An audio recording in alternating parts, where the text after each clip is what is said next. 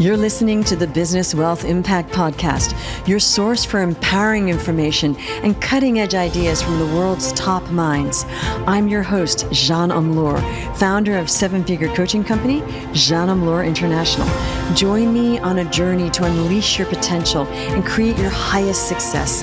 Welcome to Business Wealth Impact. Hey, everybody. Welcome to Business Wealth Impact. We have Vladimir Baranov on the show today. He's a business coach for founders and technical leaders. He's coached at various incubators and accelerators with a primary focus on launching, developing, and sustaining startups. He also focuses on integration of misaligned perspectives of business and technical challenges. Welcome, Vlad. Thank you. Thank you for inviting me, and glad to be here. Awesome. You're so welcome. So let's talk about startups. Everything startups. There are a lot of startups, and a lot of startups fail. Yes. And you're the guy that helps them not fail. Let's just dig into why are startups failing? What's missing? And what do they need to do? Wow, that's a very broad question. I also want to clarify, I do not necessarily help startups not fail. I help them fail less. Well, I want to believe myself to have fully magical powers, but unfortunately, the market has all the powers. Having clarified that, I think it's a very fascinating space. Any startup tries to change the world, and whether they try to change it a little bit or whether they try to change it a lot, it's always a battle of perceptions and misperceptions. Somebody who finds a startup, they believe a new change has to exist in this world, and the market may think that maybe it doesn't. And so you have this battle that ensues, and you have to figure out whether or not certain innovation needs to be on the market. And I think what really is happening is not necessarily, we call it failures, but I don't think it's really a failure. It's more mismatch of what it's called is a product market fit. Like, well, you have an idea could be great, it could be fantastic, but maybe the market doesn't want it at this time. Maybe they don't want it in this configuration. Maybe this particular client you're chasing don't want it. Now, does it mean that necessarily that everything you do is a failure? Maybe not. Like, it's just figuring out which perspective you want to take on to understand how this innovation will handle itself in the market, or what can you do later. Like, there's a great example of Apple computers coming up with this device called Newton. It's a precursor of a lot of our smartphone devices, but they came out with it way, way, way before iPhone was invented, and infrastructure and people were not ready for it. Was it a bad device? On its own, probably not. But was it serving the needs of the market? Probably not. Interesting. So you talk about misaligned perspectives.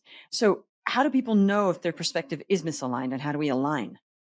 So that's a great question. And the only place where you can find that answer is in your prospective customers, so being that the market. And there are tools available these days to do the so-called customer discovery the process, where you go to your prospective customers and you ask them open-ended questions about your area of interest, where you try to validate where there is a need for something that you've created out there in the market.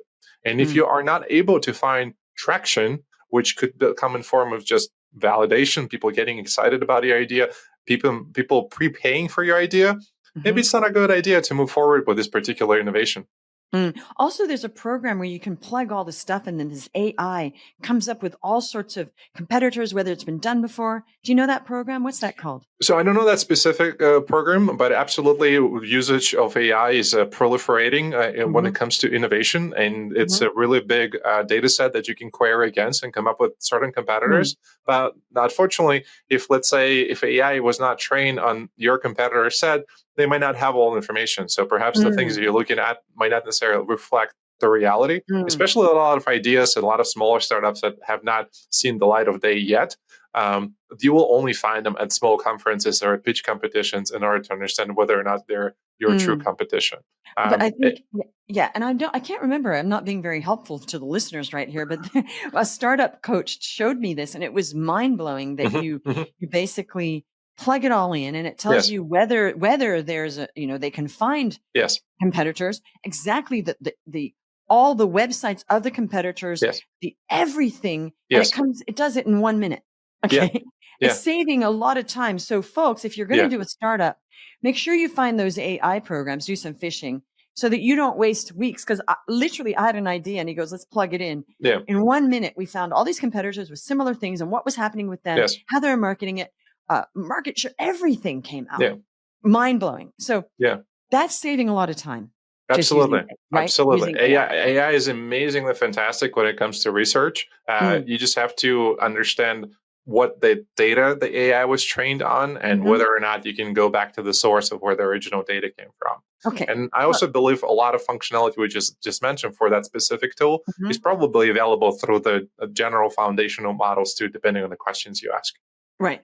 Right. True. But this one was specifically for startups, and I had Yeah. all this amazing pop-ups and information and really quite Yeah. amazing. Okay. So you say that you help them fail less.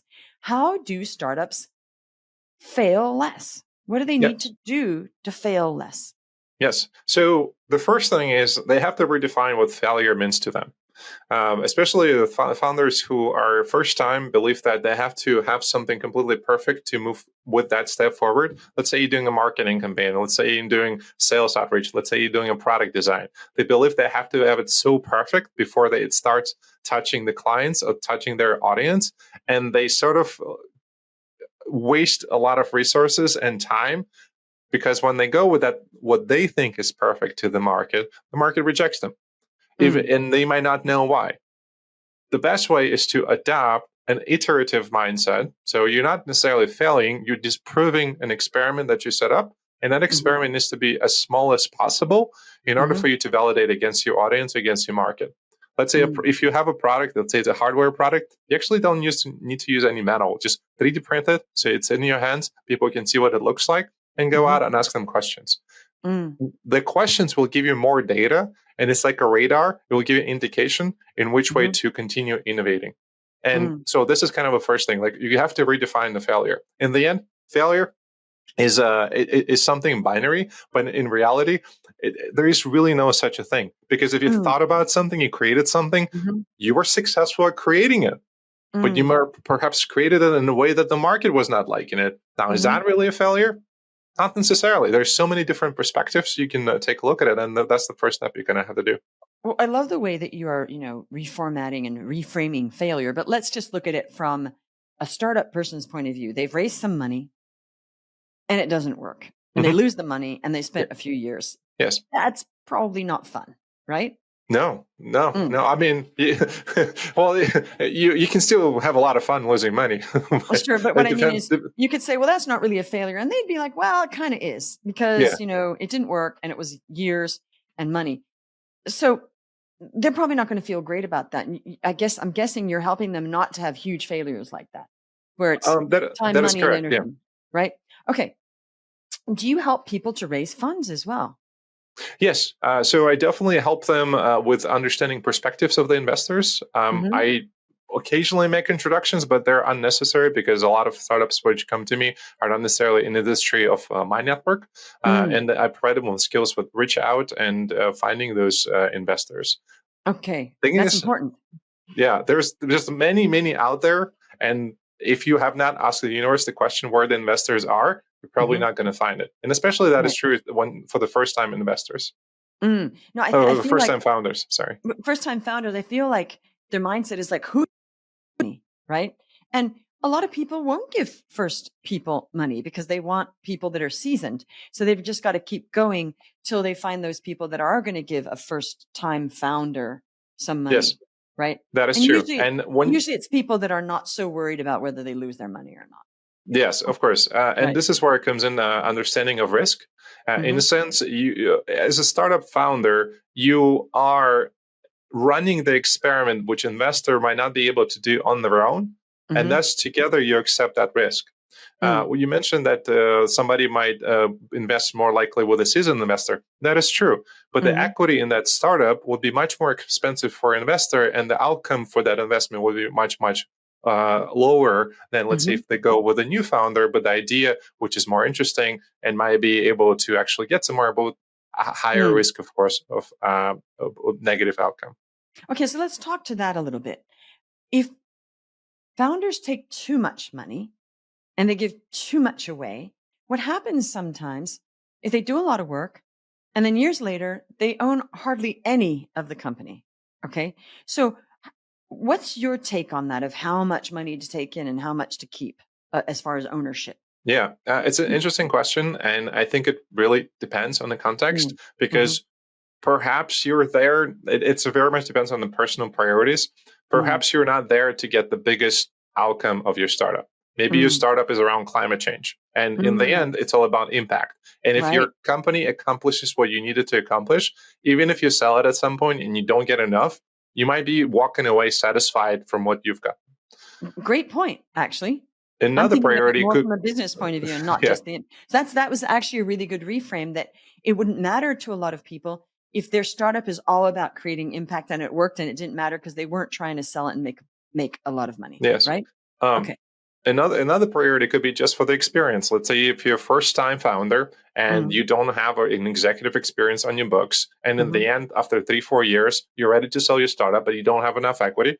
Mm-hmm. Boo-hoo. I mean, but if your priority was getting experience, you actually win. Like you don't Right. actually need anything else. You're coming out of this startup having executive experience, Mm-hmm. which you can translate into any other company which Mm-hmm. requires executives, or maybe another startup. That's two. But to address your core point about like how much you should be investing and how much you should like how much equity you should be giving away for how much, Mm-hmm. it really seriously depends on how far you see yourself taking the startup, Mm-hmm. how much the market is willing to accept it. And sometimes beggars cannot be choosers. Like if you Mm-hmm. don't have an idea that has a lot of traction, but a lot of money is coming at you, but at very expensive equity for yourself, Mm-hmm. maybe that's okay. Right. Okay. So Vlad, how did you get into all this? Tell us the story.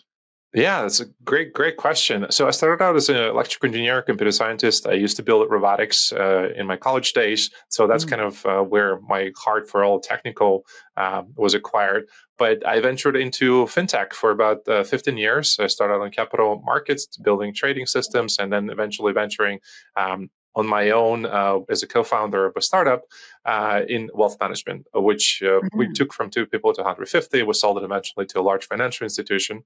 But also helped me discover how much I wanted to try something else. And that was aerospace. Mm. Over about a year and a half, I went to a couple of conferences and transitioned eventually to another startup in a space industry. And that was great because I was looking to do something that I really loved. We launched a couple of satellites. We took some pictures on orbit. So that was an interesting experience. But I started realizing that the impact is not as broad as I would like it to have. And I focused more on uh, now working with a lot of executives where I can multiply my impact across multiple industries, multiple technologies, multiple people, and in the areas that I really like to work with, which is climate change, science, engineering, any of the things that are impactful to our society. Okay, wow. So you worked in space. That's amazing. So you're really looking for clients that are in that area that you're fascinated with, correct? Yes. So some of your clients are working in the space? Yes. Yes, they Awesome. are. Yeah. Wow. And can you give me an idea? You don't have to tell me who the client is, but an idea of what this client's doing? Yeah, sure. So there are different ones. So, for example, one of them is producing a constellation of satellites for quantum key dissemination Mm, process. Another one are building better reactionary wheels for stability of the satellite and mm-hmm, to reduce the jitter when you do laser communications. mm-hmm, A third one is working on creating several satellite buses, which are more amicable to the new other startups who want to fly out, but let's say don't have a flight opportunity. mm. Okay, amazing. Okay, so I'd like you to, why don't we do some sort of like how to here? Let's say somebody wants to do a startup, okay, Yes. in whatever AI or whatever space. What do they do? First, they got to do market research. We just established that. Okay. So make sure it's viable, that it's needed, and that there's a gap I, in the I market, just correct? want to highlight that the very important thing is to do customer discovery process, which Yes. sometimes could be market research. And market Right. research sometimes is perceived to be a passive thing where you just go and Google something. Oh, Ideally, and I believe 90% of the time that you have to spend on is actually mm-hmm. going out to the market and speaking to the actual clients Uh-huh. who will be buying your hypothetical product. Uh-huh. Because anything online or in books, that's old information, at least a Mm-hmm. year or two old, that you're Mm-hmm. reading and you're analyzing. But Mm-hmm. the decision to make a buying decision will be in customers' heads now, and you have to speak to that in order to understand where the idea could be validated or not. Okay, and you're right. I actually was thinking of that apart from just Googling it. So Google, do your Yes, research initially, right? Do yes, all that AI, yes, make sure that it's not. See, sometimes people come up with an idea yeah, and then they realize a few months later, oh, somebody already did it because they didn't do thorough research to make sure that there wasn't something really like yes. it on the market, But right? still, there's not opportunity there. They might have done it only for, let's say, males living in Ithaca, where Sure. I am residing. And because it's a Right. very local oriented business, the rest of Mhm. the country is available to you to implement exactly the same idea. It doesn't have to Sure. be Sure. novel. Like, And there are a lot of pool cleaners everywhere. exactly. Right. And also, competition is not a bad thing, but you just don't want to be like, exactly. Well, you could, I guess, but you want to know if there is competition. You just want to know Right. what's going on. So you're doing that finding. So what do people do? They have to go find a prospective client that might actually be a client or customer for this particular service or product, right? Yes. Yes. Yes. And then And they they have go to, out and they interview them, right? and they interview it in Right. a way that is very open ended. Mm, So a lot of questions have to be open ended and not close ended. Like example of a mm, close ended question: I invented this device. Would you use it? And right. it's sort of like almost like logic bullying your prospective customer into Hmm. agreeing with you so you can get away Hmm. from them. But a Okay. better question is like, tell me last time you experienced this kind of problem. Tell me how Mm, you were before it, how you experienced the problem, and how did you feel after. mm, Now, you're not necessarily validating that the problem exists or not. You're not even introducing the solution there, but you hmm. want to hear how people are going through that problem, how Hmm. they attempted solving it, how they felt about it, and so on. And one of the closing questions you can ask is that, do you want this problem to be solved? How about Mm, you pay me some money and I will solve it for you in X number of months? So, mm, which kind of like enables stronger validation with a prospective customer. Um, mm.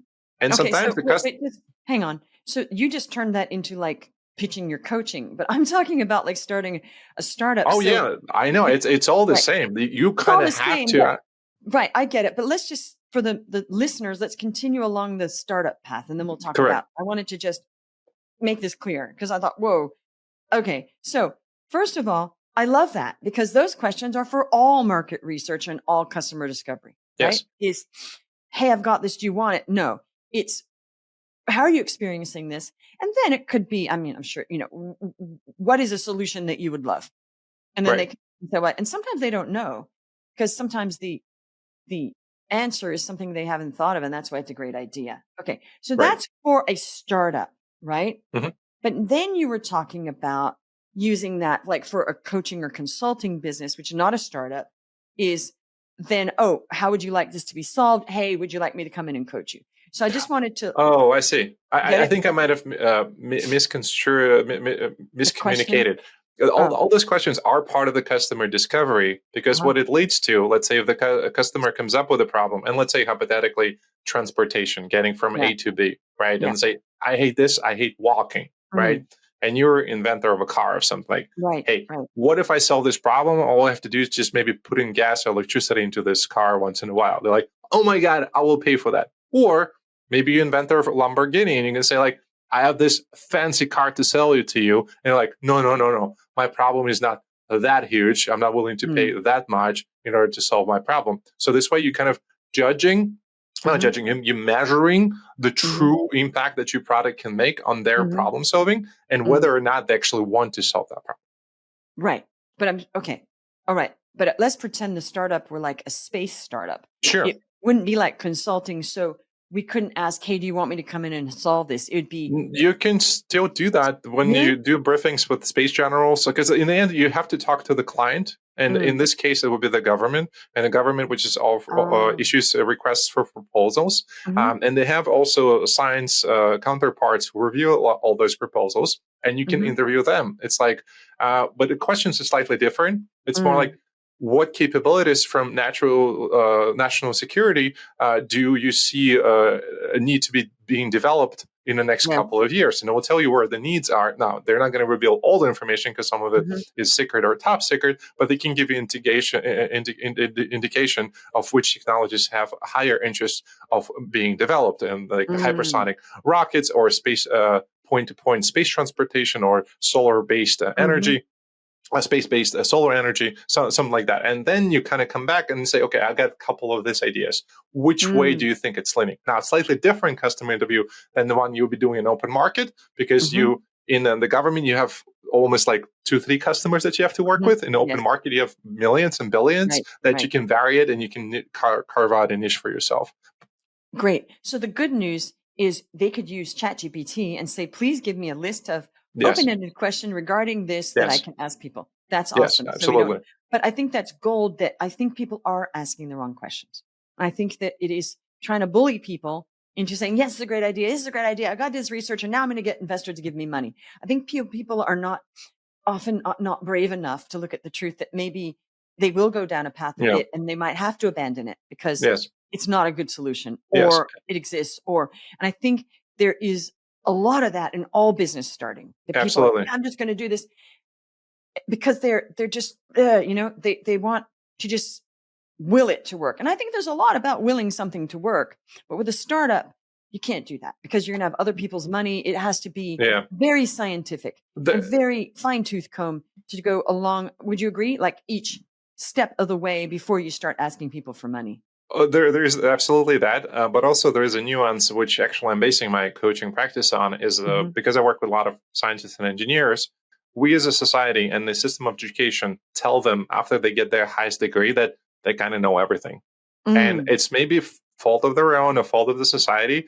It makes them believe that whatever they come up with is something people want because they're basing it on the rules that were taught to them, mm, and it has nothing to do with interaction with the market as it is now. It's hmm, based on some fundamental rules in engineering or science, and hmm, they are right when it comes to that. But they are not right when it comes with those innovations interacting with the market. So that's why hmm. we have a lot of like locked in syndrome from information perspective, where they go somewhere, they design something that maybe nobody needs, but it's perfect from art and science perspective, and they demonstrate it, and nobody wants it. Because they're missing marketing. So Exactly, and yeah, no marketing is being taught to scientists and engineers ever. no, of course not. And it's like that classic thing of somebody building something in their garage that's amazing, Yes. but there's not a huge need for it. Even though it's amazing, No. four people would love it. Unless it's a commodity. Unless it's a commodity, Right, you right. invented a goose who makes golden eggs. Perfect. You can just go Yeah, to the market and just sell it. sure. Do it. Okay, now you were talking about surfing trends. Talk a little bit about that. Yeah. So this is more of an analogy, and I a lot of analogies that I use as part of communication is how can you think about sales, which you have never done before. Mm, You imagine that the whole market is an ocean. An ocean has its own waves. They're sometimes high, sometimes they're tall, sometimes they have different color, but you can think of them as trends, right? mm, And you as a surfer, have not done sales before, so you're still learning how to surf. You're on the board all the time, and mhm, you will make mistakes. But the mm. key part is that it's impossible to learn sales in isolation. It's impossible to learn surfing on the beach. You have to be on the water, you have to be on the waves, you have to be surfing so you can catch the dynamic, you catch the understanding of how and which way the waves move, how your board resists that wave, and how can you actually succeed at being a surfer. And the only way to practice this is by being there. So interesting because I use that analogy in my coaching for 13 years that you have to launch the boat to see what the conditions are, and then you Yes, course correct. But you correct. can't course correct from the shore because No, you're not in the no, game. You're no. not And on also, the you cannot water. do it if Yeah. there is no water. There's no water. Because, people want to do that. They want to stay on the shore and figure it all out, but you can't figure out how to weather a storm when you're not in the storm Yes. because you got to, yeah. Okay. I love that. So we're in alignment there. Okay. So tell me, what is one thing you would tell people about if they were saying, hey, I want to do a startup? What is the one main thing that you can leave people with now? One thing that I do is that we don't know anything, and we are never right. And the only thing that is right is the market. Mm. So being humble, being self-aware, lowering your ego will help you get to the place where market resonates the most with the ideas and innovations you're going to come up with. Okay, I love that. There's a mic drop there. Vladimir, thank you so much for being on the show. Thank you. I hope you found this as valuable as I did. And please share and subscribe, and we'll see you on the next one. You're listening to the Business Wealth Impact Podcast, your source for empowering information and cutting-edge ideas from the world's top minds. I'm your host, Jean Amlour, founder of seven-figure coaching company, Jean Amlour International. Join me on a journey to unleash your potential and create your highest success. Welcome to Business Wealth Impact.